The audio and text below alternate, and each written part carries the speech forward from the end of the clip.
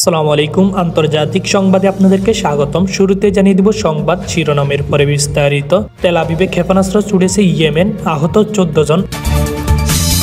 এরপরে জানিয়ে দিব নিজেদের বিমান ভূপাতিত করল যুক্তরাষ্ট্র। আরও জানিয়ে দিব ইয়েমেনে হুতিদের লক্ষ্যবাস্তবে মার্কিন বিমান হামলা। আরও থাকবে হুতিদের বিরুদ্ধে হামলা অব্যাহত রাখার ঘোষণা নেতানিয়াহু। সর্বশেষ জানিয়ে দিব দুর্বলতার কারণে পারমাণবিক অস্ত্রের দিকে ঝুঁকতে পারেনি ইরান, সুলিভান। এতক্ষণ পর্যন্ত শুনছিলেন সংবাদ শিরোনাম, এখন বিস্তারিত।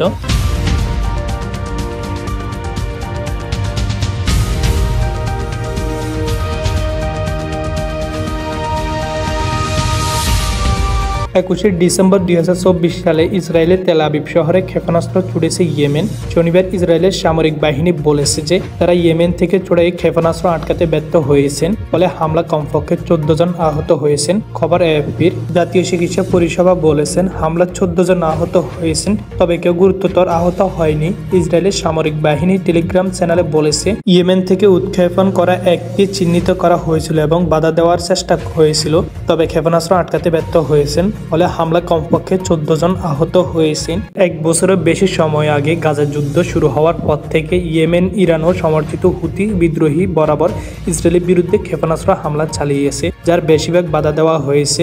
ইসরায়েলও একাধিকবার ইয়েমেনের লক্ষ্যবাস্তবে হামলা চালিয়েছে, যার মধ্যে বন্দর, জ্বালানি এবং হুতিদের নিয়ন্ত্রিত এলাকায় রয়েছে। ইসরায়েলের সংবাদ মাধ্যম এবং পুলিশ শনিবার বলেছে ইয়েমেন থেকে ছোড়া ক্ষেপণাস্ত্রটি তেল আবিবের পূর্ব বেনি ব্রাক শহরে আঘাত আনে। হুতির বিদ্রোহীরা বলেছে যে তারা ফিলিস্তিনদের সাথে সংহতি প্রকাশ করছে এবং গাজার উপর আগ্রাসন বন্ধ না হওয়া পর্যন্ত এবং অবরোধ প্রত্যাহার না হওয়া পর্যন্ত অভিযান চালিয়ে যাবে। হুতিরা নিয়মিতভাবে লোহিত সাগর এবং এডেন উপমহাসাগরে বাণিজ্যিক জাহাজগুলোকে হামলার লক্ষ্যবাস্তব করেছে, যার ফলে মার্কিন যুক্তরাষ্ট্র এবং কখনো কখনো ব্রিটিশ বাহিনী হুতিদের লক্ষ্যবাস্তবে প্রতিশোধমূলক হামলা চালায়। লোহিত সাগরের আকাশে উঠতে থাকা নিজেদের একটি যুদ্ধবিমান ভুলবশত গুলি করে ভূপাতিত করেছে যুক্তরাষ্ট্রের সামরিক বাহিনী। মার্কিন F-18 হর্নেটের বিমানটিতে 2 জন পাইলট ছিলেন। গুলিতে ভূপাতিত হওয়ার সময় তারা বেরিয়ে পড়েন। রোববার ভোররাতে এই ঘটনা ঘটে, খবর বিবিসি ও রয়টার্সের। মার্কিন সামরিক বাহিনী এক কমান্ডো বিবৃতিতে জানিয়েছে স্পষ্ট প্রতীয়মান নিজেদের ছুড়া গুলির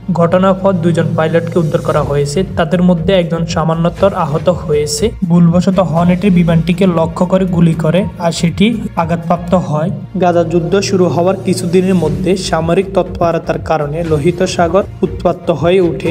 ইয়েমেন ইরান সমর্থিত হুতি মিলিশিয়ান গাজা ফিলিস্তিনদের প্রতি সংহিত জানিয়ে লোহিত সাগর ও সংলগ্ন জলপথ ধরে যাওয়া সামরিক ও বাণিজ্যিক জাহাজগুলোতে আক্রমণ শুরু করে। ইসরায়েল ও ইসরায়েলের সঙ্গে সম্পর্কিত জাহাজগুলোতে তারা শুধু হামলা চালাচ্ছে বলে দাবি হুতিদের। এসব হামলা থেকে তাদের বিরত রাখতে ও তাদেরকে দমন করতে ইয়েমেনের হুতিদের বিভিন্ন অবস্থানে হামলা চালাচ্ছে মার্কিন বাহিনী। এইসব ঘটনা এক বছরের বেশি সময় ধরে চলা সামরিক তৎপরতা লোহিত সাগর সরগরম। যুক্তরাষ্ট্র সামরিক বাহিনী জানিয়েছে শনিবার তারা লোহিত সাগরে আকাশে হুতিদের ড্রোন ক্ষেপণাস্ত্রগুলোকে ভূপাতিত করেছে। একই সঙ্গে ইয়েমেনের রাজধানী সানায় হুতিদের ক্ষেপণাস্ত্র গুদাম ও কমান্ডো কন্ট্রোলার সেন্টারে বিমান হামলা চালিয়েছে। যুক্তরাষ্ট্রের সামরিক বাহিনী জানিয়েছে যে তারা ইয়েমেনের রাজধানী সানায় একটি ক্ষেপণাস্ত্র সংরক্ষণকার এবং ইয়েমেন সমর্থিত হুতিদের বিদ্রোহীদের সামরিক স্থাপনগুলোকে একাধিক বিমান হামলা চালিয়েছে। শনিবার 21 ডিসেম্বর যুক্তরাষ্ট্রের সেন্ট্রাল কমান্ডার সেন্টাকম জানায় তারা একাধিকবার হুতি ড্রোন এবং লোহিত সাগরের উপর একটি ক্ষেপণাস্ত্র লক্ষ্যবাস্তব করেছে। ব্রিটিশ সংবাদ মাধ্যম বিবিসি এই খবর জানিয়েছে। সেন্টাকম আরও জানায় তাদের একটি যুদ্ধবিমান লোহিত সাগরের উপর ভূপাতিত হয়েছে।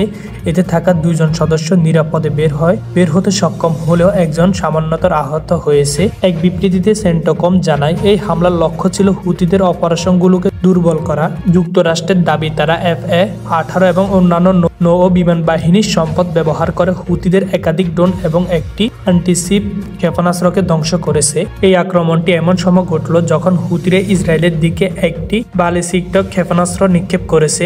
ওই ক্ষেপণাস্ত্র তেল আবিবের একটি পার্কে আঘাত হেনে এতে অন্তত 16 জন আহত হয়েছেন। হুতিদের এক মুখপাত্র জানায় দলটি একটি হাইপারসনিক ব্যালিস্টিক ক্ষেপণাস্ত্র ব্যবহার করে ইসরায়েলের সামরিক লক্ষ্যবাস্তবকে আঘাত এনেছে। এই সপ্তাহের শুরুতে হুতিদের সামরিক লক্ষ্যবাস্তবে ইসরায়েলে সিরিজ হামলা চালায়। হামলাগুলো ইয়েমেনের রাজধানী সানা অবস্থিত বন্দর এবং জ্বালানি অবকাঠামোগুলোতে আঘাত আনে। হুতি পরিচালিত আল মারিশা টিভিতে জানিয়েছে এই হামলায় সালিফ বন্দর ও রাস ইসা টার্মিনালে 9 জন নিহত হয়েছে। গাজা যুদ্ধ শেষ হওয়া না পর্যন্ত আক্রমণ চালিয়ে যাওয়ার ঘোষণা দিয়েছে হুতিরা। গত বছরের নভেম্বর থেকে হুতিদের ক্ষেপণাস্ত্র হামলায় লোহিত সাগরে 2টি জাহাজ ডুবে গেছে এবং আরো কয়েকটি ক্ষতিগ্রস্ত হয়েছে। হুতিদের দাবি তারা কেবল ইসরায়েলের যুক্তরাষ্ট্র বা যুক্তরাজ্যের সঙ্গে সম্পর্কিত জাহাজগুলোকে লক্ষ্যবাস্তব করেছে। যুক্তরাষ্ট্র জানিয়েছে তাদের সর্বশেষ হামলা নিজেদের এবং তাদের মিত্রদের রক্ষা করার প্রতিশ্রুতি অংশ। ইসরায়েলের প্রধানমন্ত্রী বেনিয়ামিন নেতানিয়াহু বলেছে ইয়েমেনে ইরান সমর্থিত হুতিদের বিরুদ্ধে অভিযান অব্যাহত থাকবে। রবিবার 22 ডিসেম্বর তিনি এই অভিযোগ করেছেন। হুতিরা নৌযান ও আন্তর্জাতিক শৃঙ্খলার জন্য হুমকি সৃষ্টি করেছে। ব্রিটিশ বার্তা সংস্থা রয়টার্স এই খবর জানিয়েছে। নেতানিয়াহু এক ভিডিও বার্তায় বলেছে ইরানের অক্ষ শক্তি সন্ত্রাসী বাহিনীর বিরুদ্ধে আমরা যেমন শক্তিশালী পদক্ষেপ নিয়েছি তেমনি হুতিদের বিরুদ্ধেও আমরা ব্যবস্থা নিব। এই বক্তব্য তিনি এমন এক সময় দেন যখন শনিবার ইয়েমেন থেকে ছোড়া একটি ক্ষেপণাস্ত্র তেল আবিব এলাকায় আঘাত আনে এবং এতে কয়েকজন সামান্য আহত হয়। বৃহস্পতিবার ইসরায়েলের যুদ্ধবিমান ইয়েমেনের বিভিন্ন জ্বালানি অবকাঠামো এবং বন্দর এলাকাগুলোতে হামলা চালায়। কর্মকর্তারা জানায় গাজা যুদ্ধের 14 মাস ধরে হুতিদের চালানো শত শত ক্ষেপণাস্ত্র ড্রোন হামলা প্রতিক্রিয়া এই অভিযান চালানো হয়েছে। শনিবার যুক্তরাষ্ট্র সুনির্দিষ্ট হামলা চালিয়ে ইয়েমেনের রাজধানী সানায় হুতিদের ক্ষেপণাস্ত্র সংরক্ষণাগার ও নিয়ন্ত্রণ কেন্দ্রে ধ্বংস করে। নেতানিয়াহু বলেছেন আমরা যুক্তরাষ্ট্রের সঙ্গে সমন্বয় করে কাজ করব। শক্তি সংকল্প ও কৌশলের সঙ্গে আমরা হুতিদের বিরুদ্ধে পদক্ষেপ নিব। সময় লাগলে ফলাফল একই থাকবে। 2023 সালের নভেম্বর থেকে হুতিরা ইয়েমেনের উপকূলীয় অঞ্চলে আন্তর্জাতিক নৌযানে একাধিকভাবে হামলা চালিয়ে আসছে। গাজার যুদ্ধের ফিলিস্তিনের প্রতি সমর্থনের অংশ হিসেবে তারা এইসব আক্রমণ চালিয়ে আসছে বলে দাবি করছে। ইসরায়েল ও যুক্তরাষ্ট্র উভয় হুতিদের হুমকির মোকাবেলায় তাদের অভিযান চালিয়ে যাওয়ার অঙ্গীকার পুনর্ব্যক্ত করেছে। দুর্বল অবস্থার কারণে ইরান পারমাণবিক অস্ত্র নির্মাণের পথে যেতে পারে বলে উদ্বেগ প্রকাশ করেছে যুক্তরাষ্ট্রের প্রেসিডেন্ট কার্যালয়। হোয়াইট হাউসের জাতীয় নিরাপত্তা উপদেষ্টা জ্যাক সুলিভান রবিবার 22 ডিসেম্বর তিনি এই কথা বলেছেন। নবনির্বাচিত প্রেসিডেন্ট ডোনাল্ড ট্রাম্পের শিবিরকে ঝুঁকি সম্পর্কে অবহিত করা হয়েছে। ব্রিটিশ বার্তা সংস্থা রয়টার্স এই খবর জানিয়েছে। ইসরায়েলি হামলার ফলে ইরানের মিত্র ফিলিস্তিনি হামাস ও লেবাননের হিজবুল্লাহর শক্তি কমে গেছে। এছাড়া ইরান সমর্থিত সিরিয়ার প্রেসিডেন্ট বাশার আল আসাদের পতনের দেশটির আঞ্চলিক প্রভাবকে দুর্বল করেছে। সিএনএনকে সাক্ষাৎকারে সুলবিন বলেছে ইসরায়েলি হামলায় ইরানের ক্ষেপণাস্ত্র কারখানা ও আকাশ প্রতিরক্ষা ব্যবস্থার মতো স্থাপনাগুলো ধ্বংস হয়েছে। এতে তেহরানের সামরিক ক্ষমতাও হ্রাস পেয়েছে। ইরানে এখন অনেকে বলেছে যে হয়তো এখন আমরা পারমাণবিক অস্ত্র তৈরি করার দরকার, হয়তো আমাদের পারমাণবিক নীতিমালা পূর্ণ বিবেচনা করতে হবে।